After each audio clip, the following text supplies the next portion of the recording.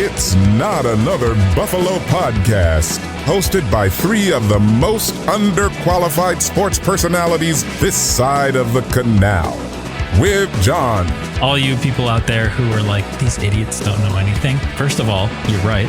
And second of all, I'm just a dad talking in a closet, but I'm just saying. And Brando. We have this trust built on whatever it is, like Bibles and gold bricks and whatever Brandon Bean's drinking over there.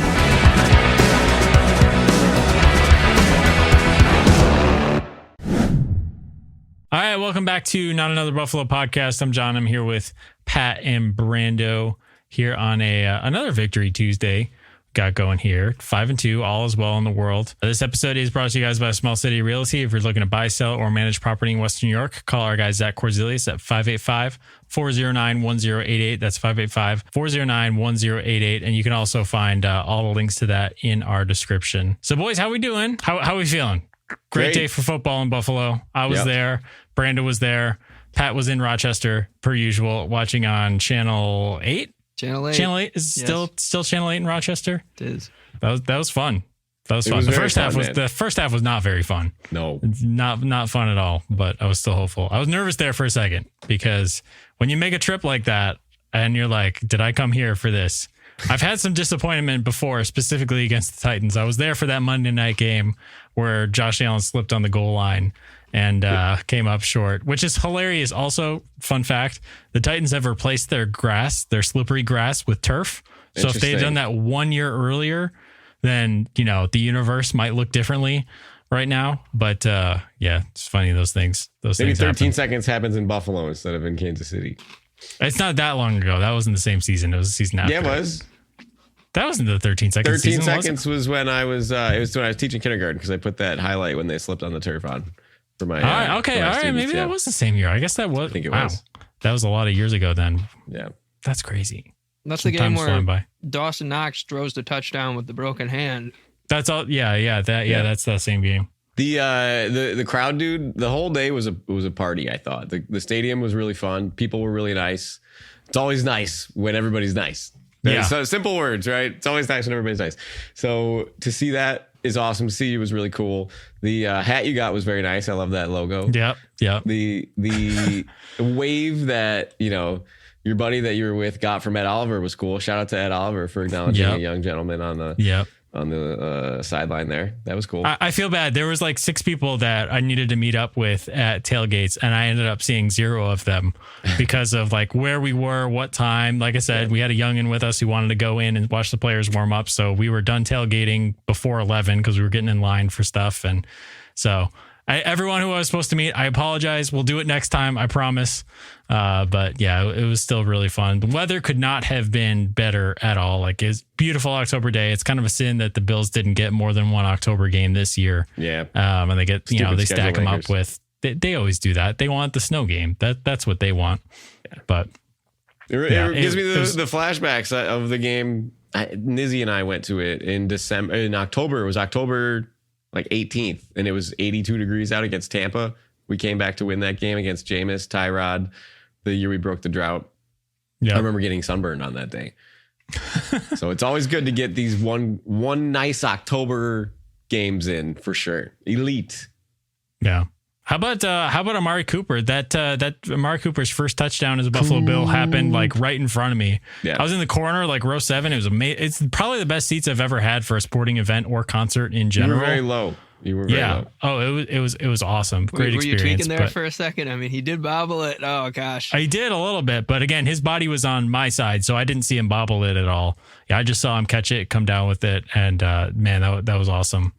But can we talk about the tweet that I sent you, John, about Mike Shope and Allen having a stare down or whatever? A silent stare down. Things were not good in the first half. I was like wondering if anybody else had said anything about that. Outside of that, has that been mentioned? No, I don't know. You're talking the McDermott, Allen unspoken kind of avoidance of each other. Beef. We're going to call it beef. Yes. I wanted to call into WGR to their show. I haven't been able to listen a ton. I kind of want to ask Mike about it on the air, But I don't know, I don't know if anybody will say anything. But if you're Allen, we talk about this all the time. If you're Josh Allen, you played with Brian Daboll, you played with Ken Dorsey, you got Joe Brady now, you had all these receivers, and you're throwing the ball 11 times, and you got a backup quarterback across from you who threw it 23 times, who's lighting up your offense. How can you not be mad? I don't understand. In any other sport, if Steph Curry doesn't get his shots, it's blasphemy. Steve Kerr would never. Steve Kerr would never. If you had Rasmus Dahlin on the Sabres getting 18 minutes of ice time instead of 28 minutes of ice time, even the mismanaged Sabres would never do that. You have to get these players involved to start the game. I don't care if you want to dictate the time. I don't care if you want to set the tone. Whatever. Run it on first down. Give me a freaking play action pass, man. Give me a play action second down. How hard is that to ask for? And then you come out. I don't know what Josh Allen's attempts were in the second half, but I know it was his career high yardage in the second half. Here's a question. Would it kill the Bills to do any Mike Shanahan related things? It's Shanahan offense where you have to defend. Basically, it's these couple of run plays and then the rollout. The big part of the Shanahan offense is the rollout, right? The play action rollout. You saw the Titans scheme it up. Every single time they ran that, they had a tight end leaking into the flat and an easy 5 to 7 yard completion based on that. I was like, why is that not part of the game plan at all for the Bills? And someone who knows more about scheme than I do can probably have a good answer to that. But I'm like, where's the easy button throw for Josh? Instead of just let's establish the ground and pound, it's let's just get the offense moving and then establish the run as you go. Jeremy had a good point talking about GR here. He compared it to eating their vegetables. The run game is something that McDermott says, we need to do this or else. We're not going to enjoy it. It might not be great, but we're going to do it because we're supposed to, right?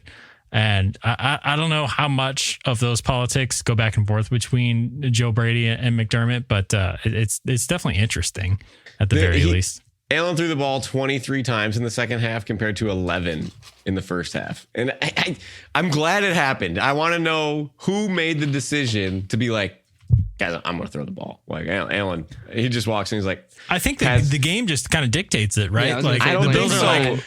They're yeah, we'll just play from behind and then we'll get into throwing anyway. It's I feel like the game plan, again, this is my shtick with these recent games. What's the game plan for the Buffalo Bills when they come into a game? What are their scripted plays? We see what teams do against us. They run the ball. They hit us with play action. They get their tight ends open in the flat. They throw these over the middle, little short routes, get the yak yards.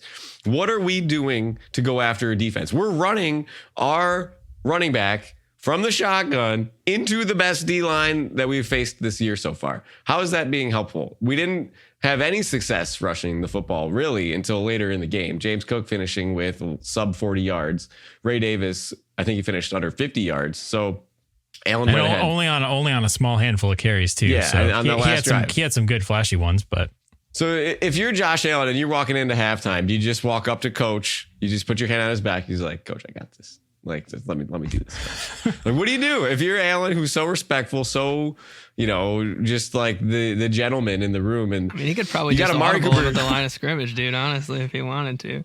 But well, I feel like he has Cooper's touchdown was an audible at the line. Allen said that after the game in his press conference. But right, and Cooper didn't know the play, and Keon, of all people, who I would not think would, be super savant like. Apparently was. So. He was very nice. Also, Joe Brady. Have you seen his Priceline.com or whatever it is commercial? Keon's ad. No, you got to look it up if you haven't. Watch it after the show. It's great.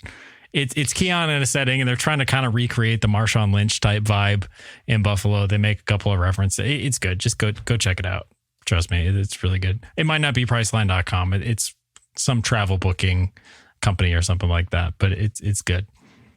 The way that they responded though was excellent. I just think that Joe Brady's got to grow up a little bit here and take the reins from this, because I don't know how much is it Joe Brady who has to grow up, or is it Sean? I have my thoughts about this. I have my thoughts about this though, because Joe Brady is, well, I guess he's quarterback's coach, also sort of offensive coordinator, when Joe Burrow in 14 games throws for 60 touchdowns. So, I think it's unfair to, I mean, I guess he's going to, call plays that best suit his offense and best win games. But I think it would be unfair to think that there's not a fair amount of, I mean, it's hard to tell. It's hard to tell because we don't have Justin Jefferson and Jamar Chase, but I don't know. It's true. Definitely interesting. But then you look around the league and you see like Juju Smith-Schuster running with nobody near him for 10 yards. He just catches a wide open ball. You saw it a little bit with Keon Coleman, his deep balls. He was open. Right. Yeah. But he had some kind of broken coverages or zone, soft spots. I don't know if that's schemed open that way or if it's just kind of how it played out. But you see these other offenses around the league. Look at Jaden Daniels. Marcus Mariota comes in and throws for 244 yards as a backup. And Allen is here throwing again. This was my first shtick about this was they took Cooper off the field for a third down play and they throw the ball to Mac Hollins contested. Everybody's on our receivers like glue. The separation is not there.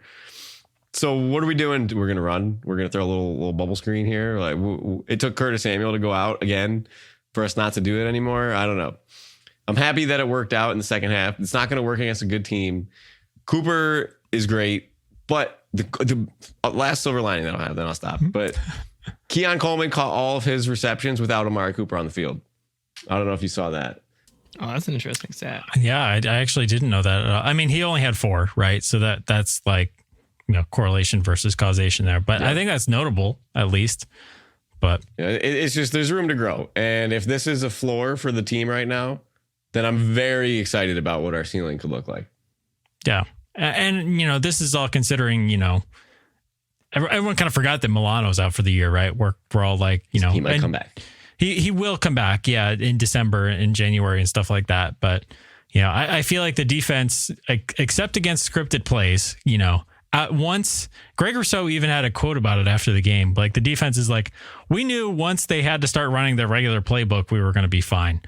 And that's interesting because it's like, is that not the thing you're working on all week in practice now is like, how do we perform against their scripted plays? Yeah. Because, if teams know that about them, then their scripted playbook is going to be a mile long for the next game, right? I feel like we saw that a lot as Bills fans with sub, 500 teams and non-playoff teams all the time, though. The first couple drives were going down. We're hanging with the Patriots, stuff like that. Yeah. I feel like Sean McCoy is in the Wildcat, and we're pulling crazy tricks to try to get a win when Derek Anderson is at quarterback, on Monday Night Football or something like that. But yeah. I do feel like, there's only so much you can do, and I think that's where the offensive coordinators make their money, though, is being able to. There should be at least be a certain number of plays, whether it's 2 possessions or, I guess. And when you think about it, really, is 10 points really even that much? But I guess, that's where the offensive coordinators earn their money a little bit. Is you should be able to scheme at least, 1 or 2 scoring drives, I would think, without having any talent. Yeah. Really. And to that point, too, like on the flip side of that, shouldn't we as a Bills offense be able to get like a guaranteed 2 drives of good looking offense, right? Instead of what was it, 3 straight 3-and-outs? I think it was 4. We went 4 3-and-out 4 times, yeah. Because these teams, it's Mason Rudolph is passing up and down the field. They're not going run, pass, and executing a game script. That's what we're doing.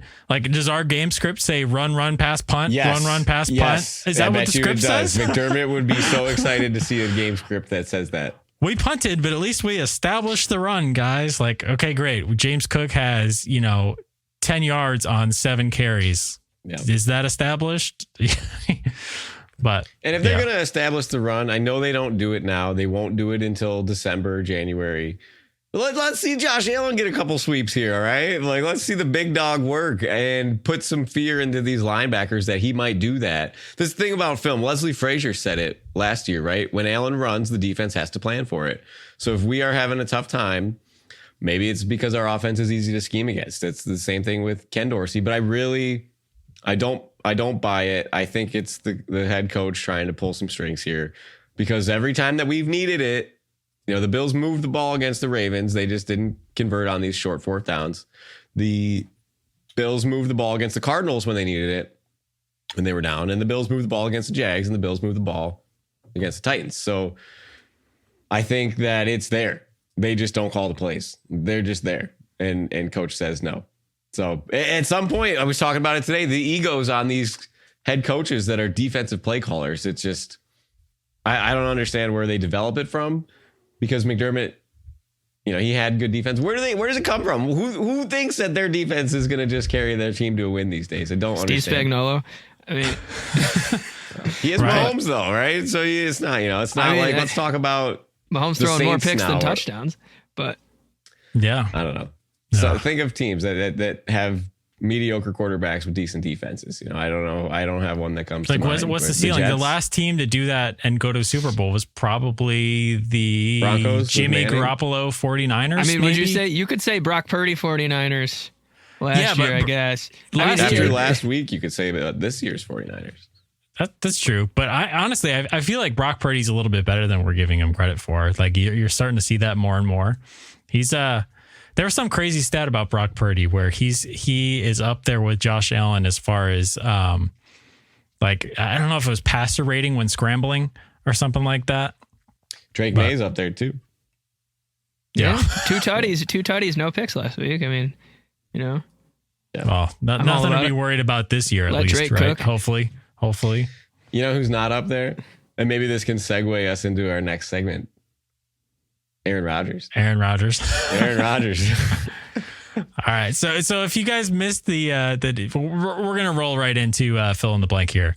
But if you guys missed the news story on Twitter today, obviously the Jets did not fare too well against the Russell Wilson led Steelers on Sunday Night Football. But this past weekend, Aaron Rodgers was seen eating his own boogers on the sideline during a 37-15 loss to the Steelers. And apparently he forgot that there are, an increased number of broadcast cameras in the stadium for a primetime game. But that leads us to our first fill in the blank of the evening. Things more appetizing than an Aaron Rodgers booger. Pat, lead us off. A booger from Josh Allen's nose. Gas station food. Oh, yeah. Yeah. An Aaron Rodgers press conference. Black licorice. Oh, yeah. Yeah. A sandwich with soggy bread. Yeah. Blue cheese outside of Western New York. If you've had blue cheese outside of Western New York, you know that it's not good. Banana flavored Laffy Taffy. Could be worse. Ranch on your chicken wings. Any supplement from the TB12 product line? Well, we haven't tried it. Viewers, if you want to sponsor us, if you want to give us some sponsorship dollars to try out the full TB12 workout supplement program, we will do it here 5 on air. small payments of $500, baby. All right. So, Pat, you're working on your what's the word? The pliability. Pliability. That's it. I got my bands. It's great, dude. Pliability is amazing. Talk about it in my health classes. Actually, not very pliable. I'd probably snap in half. I would say things more appetizing than Aaron Rodgers booger. Nick Wright's greasy hair gel. Oh. Avocado ice cream to go back along with what you guys were saying. There you go. Is that a thing? Yeah, it's Tom Brady's thing. Dessert. No. Yeah. The new Kels Brothers cereal. You guys seen that? No, I did not see that. It's like apparently they're just mixing up at whatever General Mills cereals they can get their hands on. Thumbs down. That's branding. But all right, tapped. Tap. All right.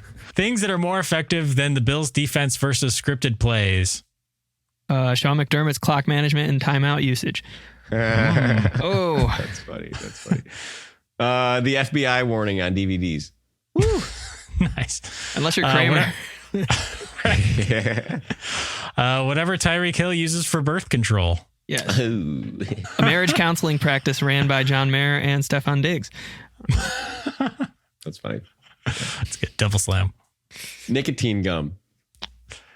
The code of conduct sign at Highmark that prohibits profanity and obscene gestures. Yeah. Well, that both of them do their job effectively enough that you're like, okay, I probably should either be appreciating this nicotine gum or I should be cursing under my breath. It depends. Sometimes, if you're in a bind and you're really trying to stop to do a bad habit, some Nicorette, maybe try the lozenges. I'm sorry that hit home, Pat. I feel like nicotine is a powerful drug, bro. Nicotine's powerful. Not good. Kids at home, don't do it. Chris Collinsworth, practicing law in the state of Florida. The scary thing is that he actually is licensed to practice law in the state of Florida. Oh my God. Well, you know what they say about licenses in Florida. They're very, very hard to get. Yes. They don't say that. Florida man. Hashtag. The player conduct policy in the NFL. Oh, there you go. The spray tan booth at Mar-a-Lago. Ooh. Tap. Brandon got some? I got two more. Okay. Things that are more effective than the Bills defense versus scripted plays. Andy Reid's Fitbit. Oh. And lastly, Aaron Rodgers' therapist. Yes. I bet you he's heard some good stuff. Yeah. Well, could you imagine being Aaron Rodgers' therapist, listening to him on a conference call and just like a media day where he's on Pat McAfee or something, and his therapist? Oh, did you guys see Brandon Beane getting called on Pat McAfee today? Yeah, did you see his call last week when he's talking about Cooper and he's like, "Yeah, Cooper's gonna play," and McDermott's like, "Yeah, no, we're gonna work him in there slowly," something like that. Yeah, today was crazy. They like muted what he said basically, like, and then Pat was like trying to paraphrase it, and basically Brandon Beane seemed to insinuate that the Rams really just like might not have even been trying to get rid of Cooper Kupp, and it could be his agent just trying to force his way out, or that they don't really care what capital they get for him. They're literally saying he's out here because no one has asked about him. But wow, kind of interesting. I was gonna say rumors. I saw rumors flying around about Matt Stafford to Minnesota too, which was Sam caught me by Darnold surprise. disrespect. Well, they were up with what? The Lions got the ball back to win it after that fumble with what? Probably like 3 minutes left. Minute and a half. Minute and a half. That was it. Yeah, that was a crazy game. You guys see the throw to Amon-Ra? Last play of the game was a dart. Yeah. Jared Goff, anyways, playing the best he's probably ever played in his career here. So I owe Jared Goff an apology. I called him Brandon called him a slightly above average quarterback, and I harped on that last week. He still might just be a slightly above average quarterback. I don't know. Surrounded with a massive amount of talent. He's playing pretty dang well. There might not be a more talented 11 men on the field in an offense in the NFL. O-line, receiver, running back. Yeah. All together. Yeah, I think that's fair. I had to think about it for a second, but I think that's fair. I think you could complete a pass back there, John, to Amon-Ra St. Brown. I highly doubt that. Well, I was going to say, speaking of not talented teams that are somehow overperforming, the Chiefs moved to 6-0 this past weekend after defeating the 49ers. Despite Patrick Mahomes throwing more interceptions than touchdowns, as Pat recently mentioned. So, our last fill in the blank for today. What will it take for the Chiefs to lose a game, Pat? Adrian Hill officiating. Playing Josh Allen. Oh, there you go. I'm going to say Andy Reid quitting coaching to do State Farm commercials full time. Yes, I would buy insurance. An exclusively Cap & Co. warm-up CD. Pat, I'm going to steal one from you and say the replacement ref crew's not hired by the NFL when the union went on strike, right? That was brutal. I forgot about that. Yeah. Brandon, you stole one from me, buddy. I had that written down. No, that's good. Great minds think alike. My next one is Taylor Swift telling Travis Kelce that she's vacationing in Cabo with or without him in January. Yes. Steve Spagnuolo and Andy Reid shaving their mustaches. Playing Joe Burrow in the playoffs. There you go. All right, I'm tapped. Brandon stole mine. Tap. All right, so game picks? Yeah. Let's fire up some game picks here, Brando. Let's check the scoreboard. I hear we got some interesting stuff going on here. Well, I went the whole week thinking. Sorry, that was my instrumental. Went the whole week. You guys picked a team that lost the game, but that 2.5 point hook. Congratulations. That's why we picked the spreads, baby. Yep. Pat, it was tough for you, buddy. 2-4 on the week. John and I rallying to try to catch Pat at 5-1. I missed the 49ers game. John missed the Jets game.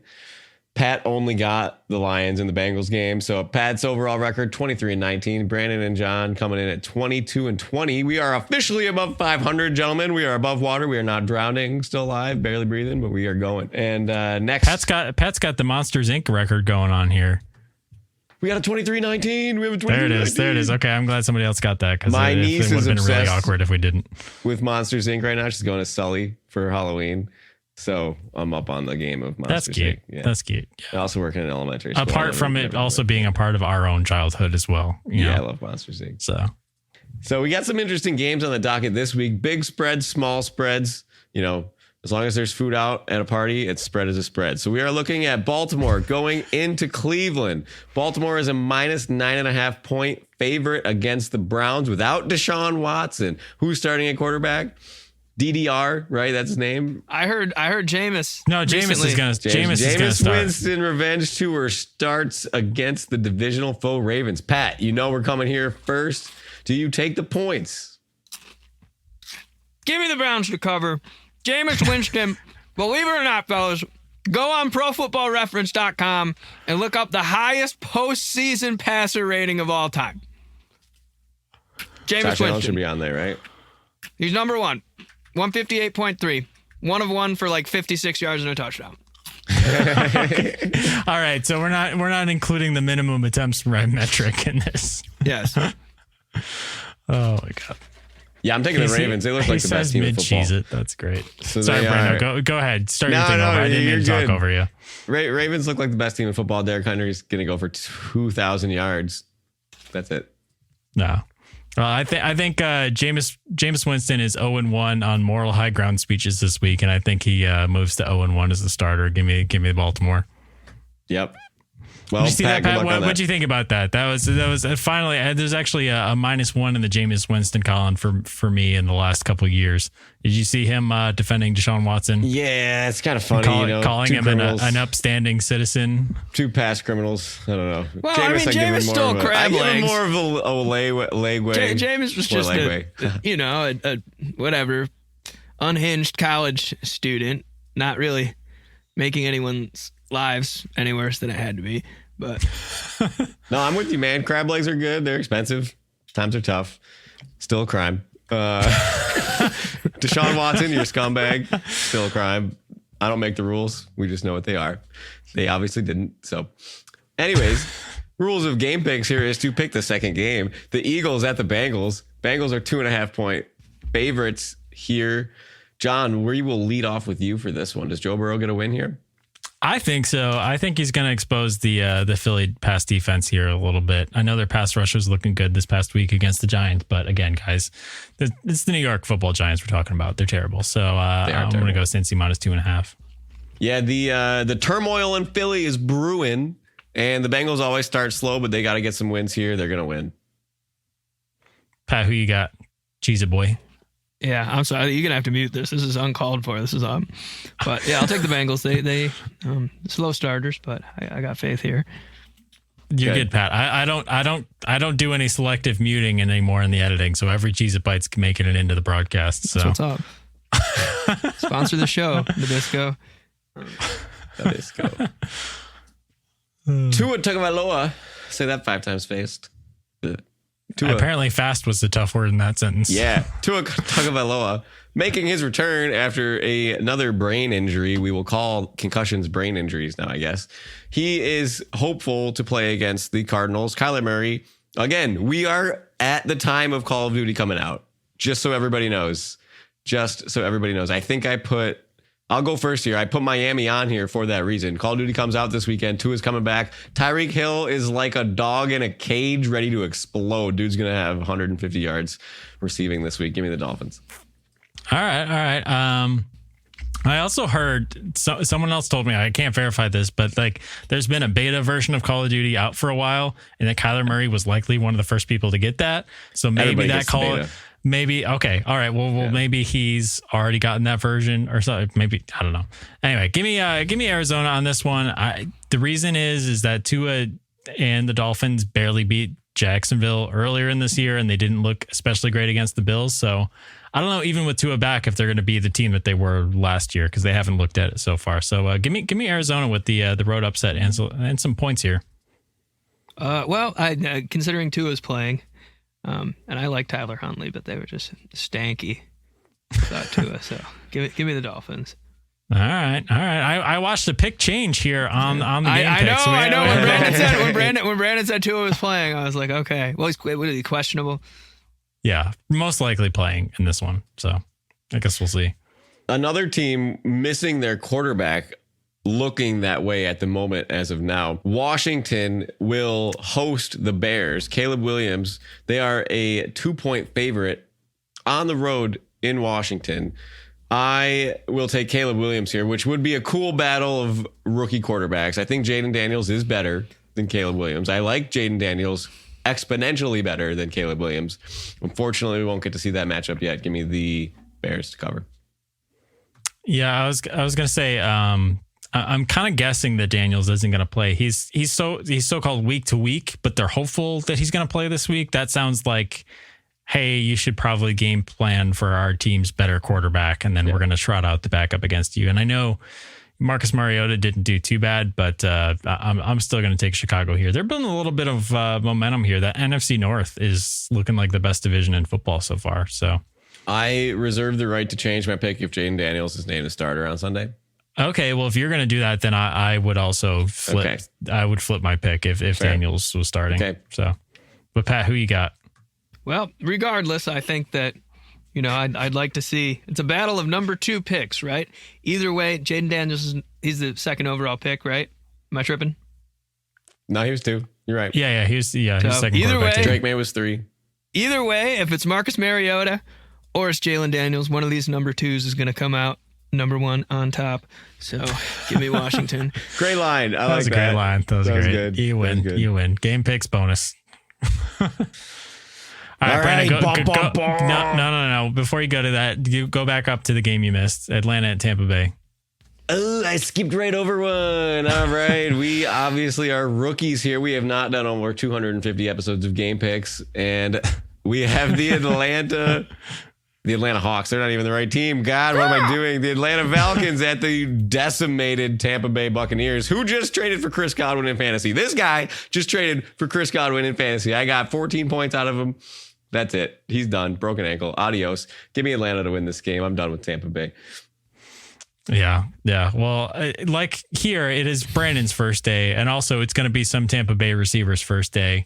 Their passing offense kind of needs those guys, and they're probably going to be without Chris Godwin, probably without Mike Evans because of his hamstring.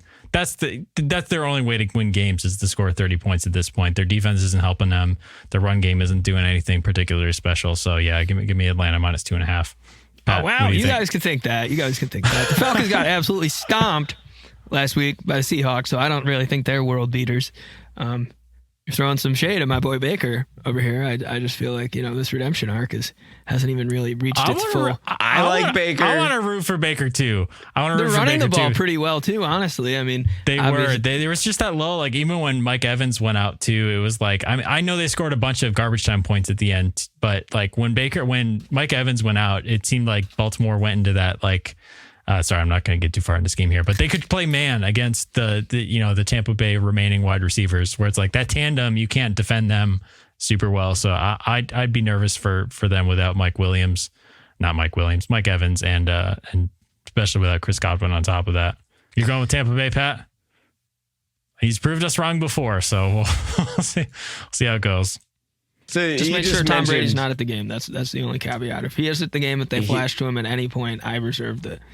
Tom Brady is calling the Bills game, actually, which leads into this. I believe it is a Tom Brady game. And you said Seattle destroyed Atlanta. Atlanta's not a bad football team. Let's not sleep on Seattle here. They are hosting the Buffalo Bills. They are only a 3-point underdog. They will be without DK Metcalf, the top 5 receiver in the league right now, I think, in yards. Huge deal for the Buffalo Bills to have him not play.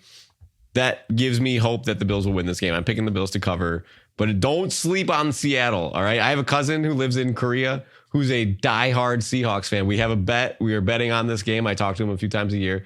He messaged me. We are up for a bet. We're going to do $20 cash, $20 to a charity. So $40 bet. I'm nervous about it, honestly. Like I'm a little nervous about it, but I got Buffalo to win for the brand. All right, John, what do you got? Are you guys picking spreads or is just straight up? Straight up. I like your odds. I don't know. Maybe he needs to.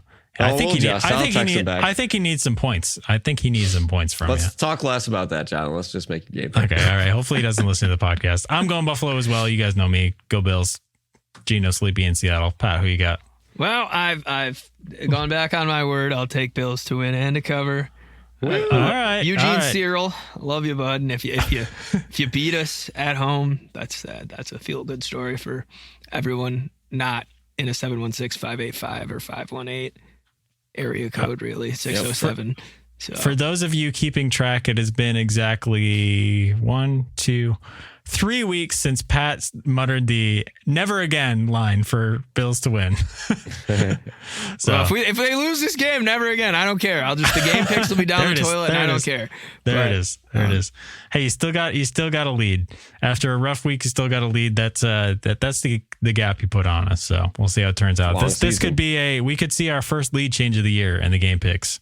Somebody's gonna do real good or real bad. We're gonna have something happen here. I was gonna say, Brandon, did you want to? Yeah, we got some differences across the board here. I guess we picked the Arizona-Miami game a little bit different. Yeah. So, but Pat's different almost all the way across the board than us. So it could be a rough one. Something's gonna happen. Something's gonna happen. The chips are in the middle of the table. Yep. Gambling. 12 weeks to go. Yeah. Yeah.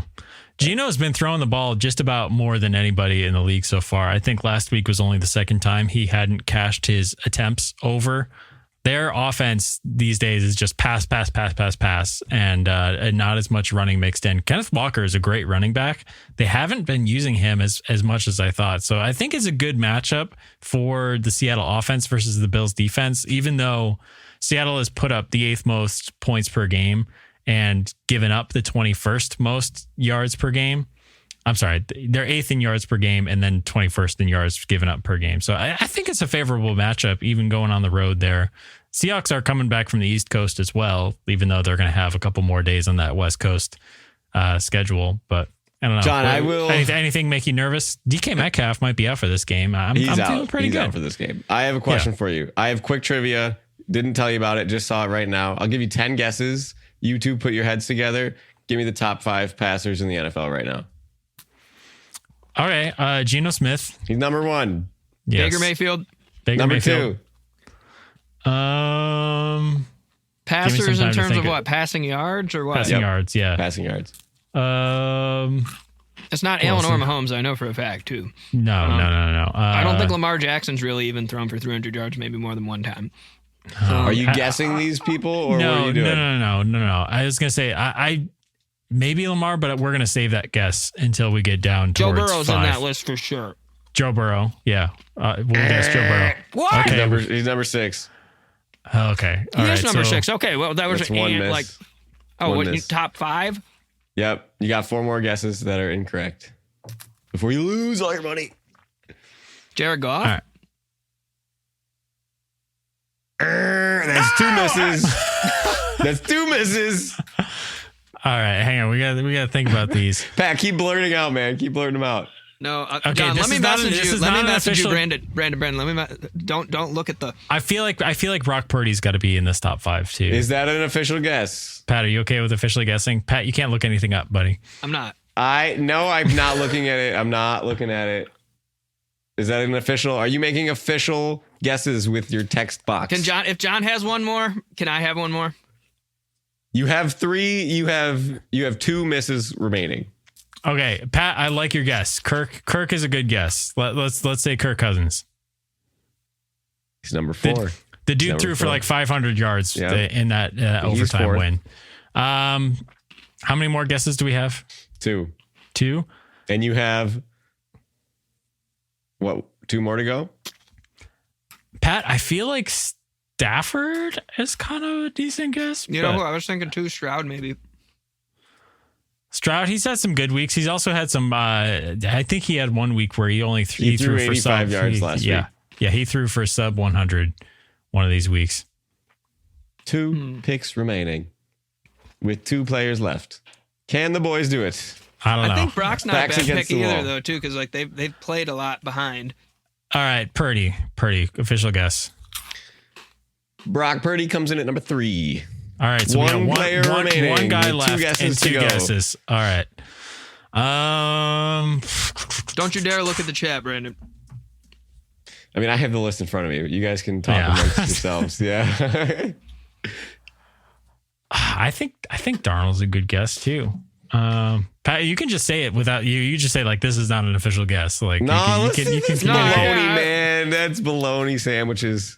No. I'm not. No, we can talk about it. We can talk about it before submitting our guesses here. Yeah. I'm just trying to think of someone that's like on an ass team. Like I feel like Trevor Lawrence might be like in the list only because his team's just never been ahead pretty much all season. Yeah, they're playing from behind a lot. Another question is, is it Jaden Daniels too? Like he's another guy who I'm like, I don't know if he's really thrown for 200 yards that many times though. All right, let's see. Any NFC North teams? Jordan Love's been hurt. Not Caleb Sam Darnold might be it. Not Caleb Williams and Jared Goff. We already collaboration guessed. That you have. Yeah, we're gonna go division by division. So. We got 2 more guesses. All right. Who have we said? Who has been our? We're between Darnold and Jaden Daniels. Maybe I'm fine with guess. Let's guess Darnold. They've been putting up passing yards. What? All right, we got one more guess. Sam Darnold comes in like way down the list. He is below Patrick Mahomes. Let me see. Sam Darnold is 17th in the NFL in passing. If this is something goofy like Kyler Murray, I swear to God. I was thinking Kyler was on the tip of my tongue. All right, you have 30 seconds on the clock, gentlemen. Make your decision. No, I have test accommodations, Mr. Habermas. My test accommodations are you have 30 seconds remaining. Who else did we say? If it's okay, if it's Kyler or Trevor Lawrence or something, I'm just gonna be pissed. I'm trying to think who else. It's not anybody else in the AFC South. It's not Justin Herbert, even though you would think it would be because they don't really pass the ball. No, Justin Herbert hasn't thrown for more than 200 yards in a bunch of weeks. 20 seconds remaining. All right. Can you give us NFC or AFC? Absolutely not. Okay. What? Great.